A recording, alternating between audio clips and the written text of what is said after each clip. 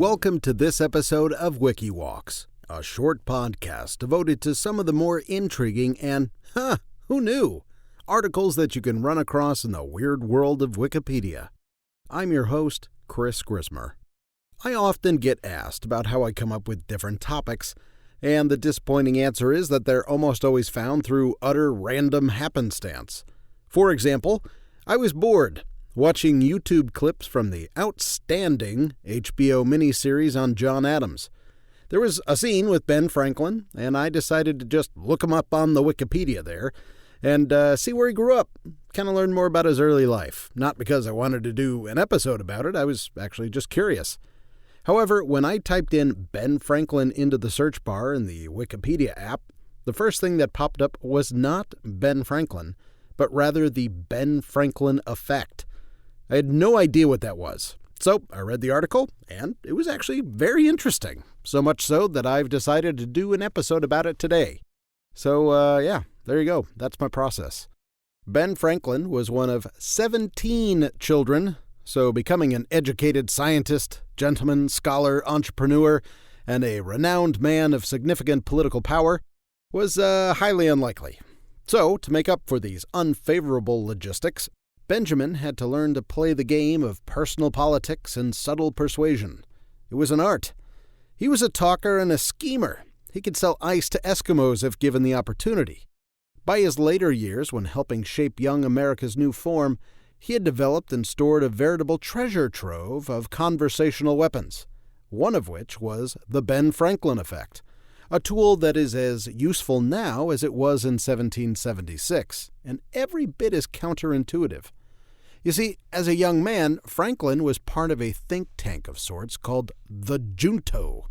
It was a club of polymaths like him, freethinkers, intellectuals, and the like, who would gather to discuss art and literature, investments, you name it. And it was while part of this group that Franklin founded the first subscription library in the U.S. It was his goal for even the common farmer to have access to the knowledge usually reserved for the elites. However, when he ran for his second term as the clerk for the Junto, an elder statesman peer in the group campaigned against him and absolutely eviscerated Ben publicly, which, as you can imagine, did not make them the best of friends. He still ended up winning, but the hostility between the two was understandably palpable. But Franklin was still a young'un in this group, and he knew that this older established academician's favor would be of great benefit to him in the long run. He wanted to make him a fan, but he refused, out of principle, to give this dude any extra servile respect. There would be no groveling for favor. This unnamed hater was known to be quite the book collector, so Franklin asked if he could borrow a specific selection from his library, one that was a very scarce and curious book. The rival, flattered and thinking himself a better man than to deny such a request out of sheer pettiness, sent it right away. Franklin sent it back a week later with a thank you note inside. Mission accomplished. The next time the legislature met, the man approached Franklin and spoke to him in person for the first time. Franklin said the man ever after manifested a readiness to serve me on all occasions, so that we became great friends, and our friendship continued to his death. I mean, what the heck? On what planet does inducing an opponent to do you a favor magically turn them into a supporter? This, it turns out, shares a psychological basis with the reason why the art of asking is the art of cultivating community. According to self-perception theory, we are both observers and narrators of our own experience. We see ourselves do something, and unable to pin down our motive, we try to make sense of it by constructing a plausible story. We then form beliefs about ourselves based on observing our actions, as narrated by that story, which of course is based on our own existing beliefs in the first place. This is what happened to Franklin's nemesis. He observed himself performing an act of kindness towards Franklin, which he explained to himself by constructing the most plausible story that he did so willfully, because he liked Franklin after all. In the larger umbrella of psychology, this is known as cognitive dissonance. A person who has already performed a favor for another is more likely to do another favor for the other than if they had received a favor from that person. So if Franklin wanted to get in with his guy, he is better off asking for a favor than performing a favor.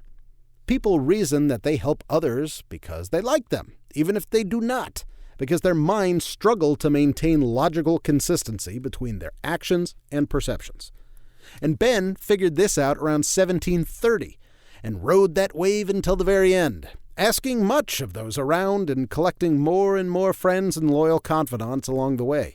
Even Dale Carnegie in his landmark How to Win Friends and Influence People lists the Ben Franklin effect as a critical strategy in accomplishing, well, the title of the book, saying it is a simple but effective form of flattery. When we ask a colleague to do us a favor, we are signaling that we consider them to have something we don't. Whether more intelligence, more knowledge, more skills, or whatever, this is another way of showing admiration and respect, something the other person may not have noticed from us before.